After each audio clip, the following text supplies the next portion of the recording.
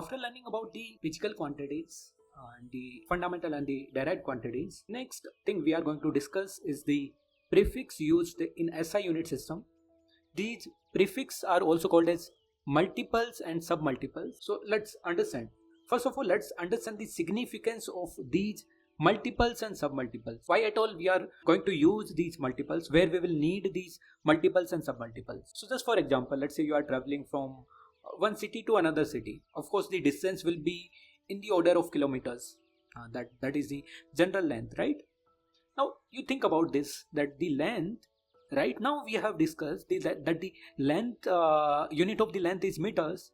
But why we are using the kilometer? Because you know that if you are going to say, let's say I have traveled 100 kilometer, if you are going to say this same length in the terms of meter, then you need to say that 100 multiplied by 10 to the power 3, so that is 10 to the power 5 meters I have traveled, and that is not a very convenient way of saying. So just for the comfort of saying, you are going to say that I have just traveled the 100 kilometers. So that's why, for the convenience, just to communicate easily, we are going to use the multiples and the submultiple. This is the one example. We can take many other examples like this. So like one more example, you know, the radius of an atom will be in the angstrom, right? You must have heard in the chemistry that the radius will be in the order of angstrom. Now what is the angstrom? 10 to the power minus 10 meters. Now why I'm not saying each time, every time I'm not saying 10 to the power minus 10 meter, I'm saying just angstroms, right? Why? Because so that we can say it easily, we can use it easily, right? So this is the significance of the multiples and submultiples. Just not for only the length, they can be for any quantity. So now what are the multiples? Multiples are the positive prefix, or you can say these are the positive power of the 10 used just before the SI unit. So like for example, let's say there is 10 meter. So instead of saying 10 meter, I can replace the 10 to the power 1 by one of the prefix. Let's call that prefix by deca, and the representation of that is a dA. So then I can say that this is 1 decameter. This is how I can use. So these will be called as the multiples. Multiples will be the positive power of the 10, positive order of 10. So here I'm just going to list all of these positive prefix. You need to memorize these prefix. There is no other way. You need to memorize the prefix, the value of the prefix, and the symbol of the prefix. First one is the deca. It is 10 to the power 1, represented by dA. Then there is hecto, which is 10 to the power 2, represented by H. Then there is next kilo, represented, the value is 10 to the power 3, and the represented by kilo, K.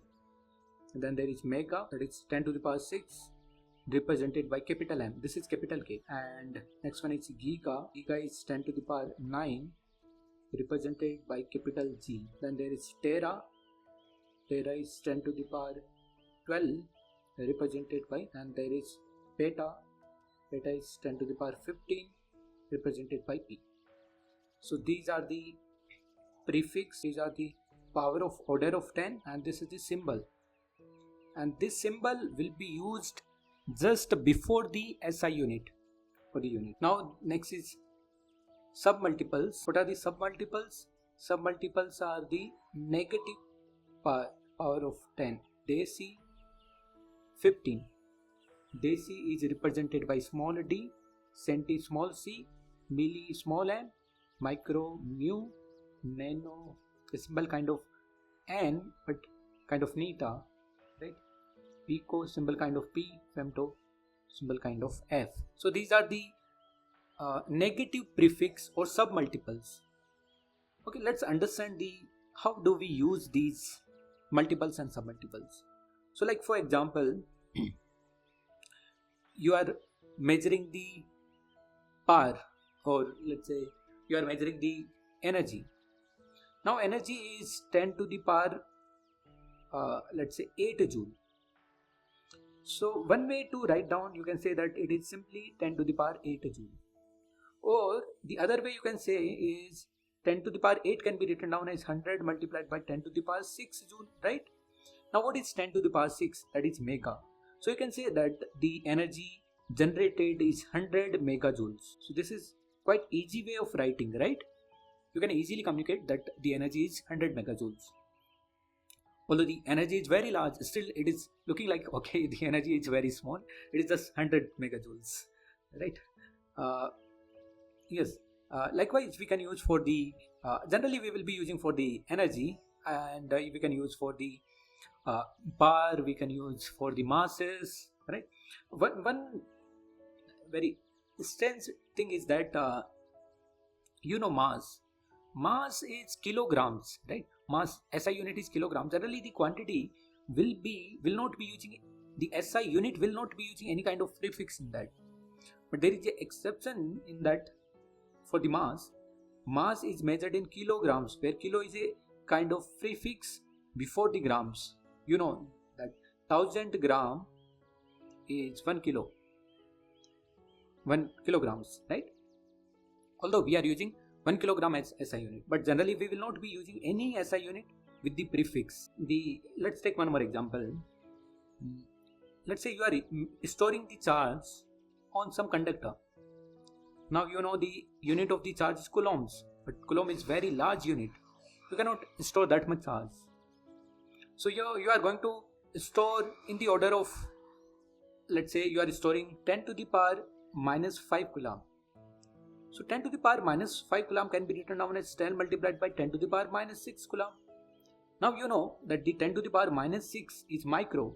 So you can say charge stored on this conductor is 10 microcoulomb. So generally what we are going to do is that we are going to catch a nearest possible multiple or submultiple, and then we are going to write in that form. So I hope from here this concept of the prefix is clear. You can now try some questions on the prefix.